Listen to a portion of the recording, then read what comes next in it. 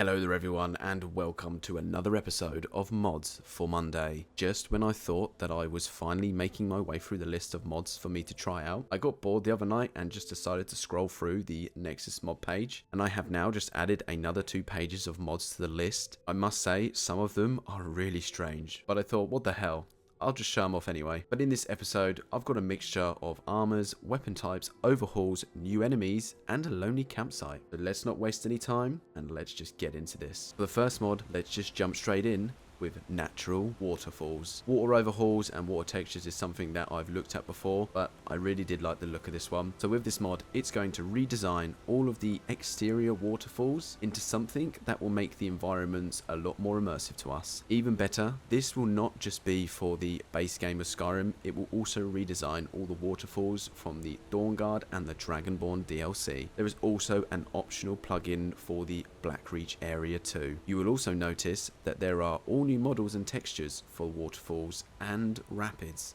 Plus, there is new sound effects used for it as well. All of the mods that do overhauls in this game, they are all truly amazing. And it is actually quite hard to choose which one to stick with because I've tried so many of them and they're all pretty awesome. But if you use any of these mods that do change the water visuals, let me know in the comments below what ones do you prefer. This next mod, I really thought we was actually going to get these added into Skyrim with the Dragonborn DLC, as there was actually quite a lot of rumours surrounding this, but for some reason they never made it to the game. I am talking about Spears of Skyrim. So now with this mod we are going to be able to use spears from various weapon types, which are iron, steel, orcish, elven, dwarven, glass, ebony, daedric, dragonbone, Nordic.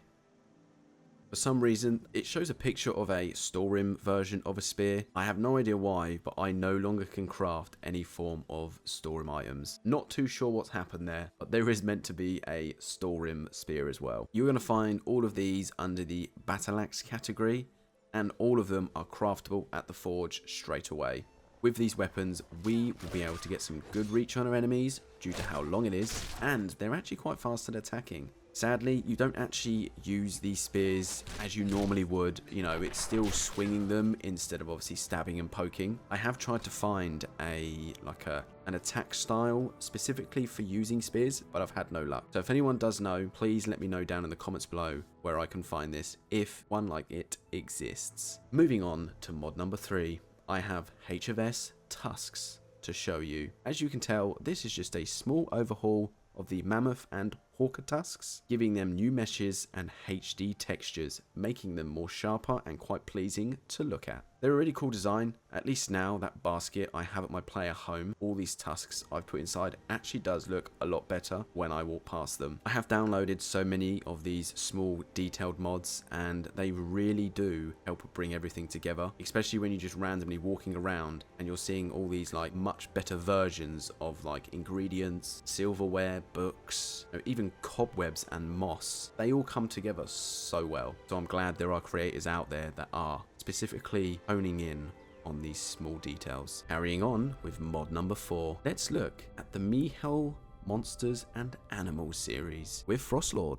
So Frostlords are a high-ranking ice Daedra from the pocket realm of Oblivion, where all the most deadly creatures come from. These creatures exert immense power and have influence over the ice creatures, and I can really see why when you look at these things. They are massive. I didn't realize how big this thing was. I thought it was going to be like the regular size of a Frost Atronach. Oh boy, was I wrong. I really would not like to come face to face with one of these. Luckily, we can actually have it as something we can summon to fight for us. But to get this, you're going to need to do the first mission of the Mage's Guild questline where you go to Sarfall. You're just going to go through there and you will find this spell time on a table next to some rune books and gems. Just pick this up and the spell is all yours. It is an expert level spell, so it's quite costly on Magicka, but as you saw, it does quite some damage to our enemies. Definitely worth having. Diving in to the Kanjs series once again. This is another book overhaul, but this time it is one of the black books that you get while playing through the Dragonborn DLC storyline. The creator of this has added remeshes and they have retextured the black book up to 8K. They have also gone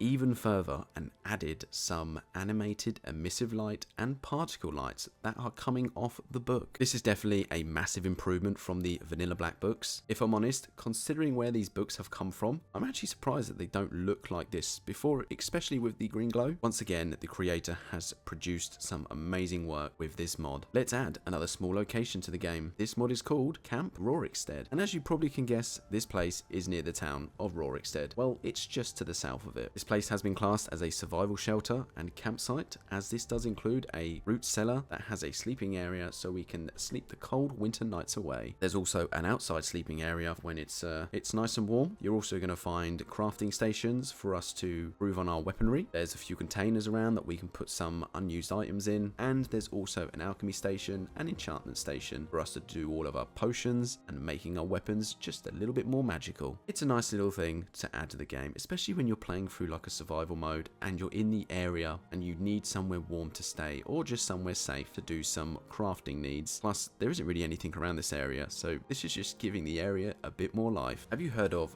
Red Riding Hood? Yes, that little girl from the nursery rhyme. Well, you can now have the outfit she wore. This mod is called DX Gwendol Red Riding Hood outfit. This is a craftable light elven armor with many different styles from hair colors to pick from, including different pantyhose, socks, and panties. I don't know why, but this sort of outfit would really fit someone who's a wandering bard. It's just a really cool design. Anyway, down to the more important part. How do you actually craft this? Now, with all the DX style armors, as I've mentioned many times in previous videos, you will need a crafting manual. But fear not, I won't let you scour the entire world of Skyrim just to find it. I will just show you exactly where to get this from. You're going to need to travel to Whiterun and go inside the shop known as Arcadia's Cauldron. Once inside, find the alchemy station, and you're going to find the book sitting on top of it. Once you've obtained the book, you can craft right away. This creator really does put some time and effort into these armor mods that they make, and I was so glad that they were recommended to me for me to look at, because I've been impressed with all of their armors so far. Mod number 8 has us looking at some more armor for the game. This one is called Nord Steelheart Armor and is a lore-friendly steel armor that is said to be based off the Skyrim's very own concept art. There is a section the creator has written about this armor on the Nexus mod page, and I've just got to read it to you. So this is word from word. In the northern realms of the Old Kingdom,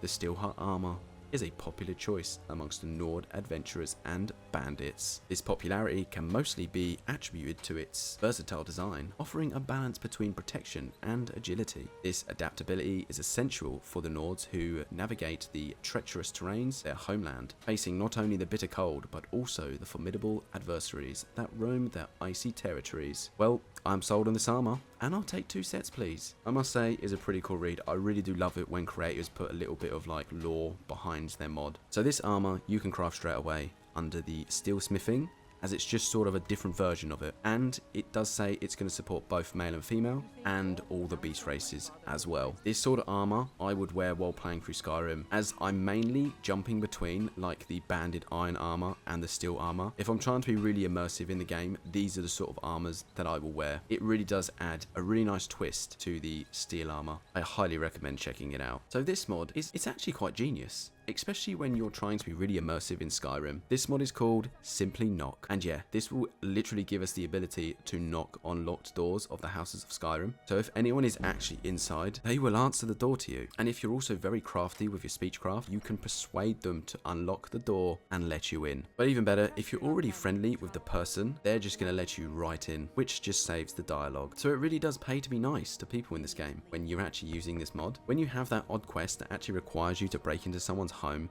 but it's really hard to stay hidden because of the guards walking around, this is going to really help, because you can just knock on the door, and if they let you in, you can go inside, do what you need to do, and then just leave without being hunted by the guards. Finally, let's look into the Miho monsters and animals once again for this last mod. This one is called Baby Mammoths. Now, when you're looking around the giant camps, you're going to notice at some of them now, there is going to be some little cute baby mammoths just grazing right next to their parents. And I know what some of you are thinking, how could you hurt something so small yet so big? But on second thoughts, I know exactly what some of you are going to do, because I too thought about seeing how far I could frustrate these things. But beside that, this is going to add a bit more of a homely feel to these giant camps, as now there are mammoth calves around. Just don't get too near, or the giants around them are ready to send you straight to the gods. It's a cool little add to the game. It's quite nice to have like baby versions of like the animals, you know. I'm kind of interested to see if I can find other ones like wolves, foxes, even little rabbits. Obviously, we had the ducks of Skyrim, which also did add baby ducks to it. So I think I'm going to have a look around and see if I can find any other mods that are sort of just like this. It's going to help add more realism to the game.